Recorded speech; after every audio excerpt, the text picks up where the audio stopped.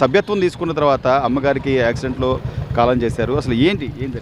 ఏం లేదు స్వామి, పార్టీ నాయకులు వచ్చి అమ్మగారు చనిపోయిన రోజు తీసుకొచ్చిన తర్వాత 10,000 అంటే మట్టి ఖర్చులకు ఇచ్చారు. మట్టి ఖర్చులు ఇచ్చిన తర్వాత సభ్యత్వం పెట్టుకోమన్నారు. సభ్యత్వం పెట్టాం, ఆల్రెడీ ఉంది. ఆ సభ్యత్వం వెళ్ళి చెప్తే 2 నెలల్లో పార్టీ నాయకులు మా ఎర్రబాలెంలో ఉన్నారు.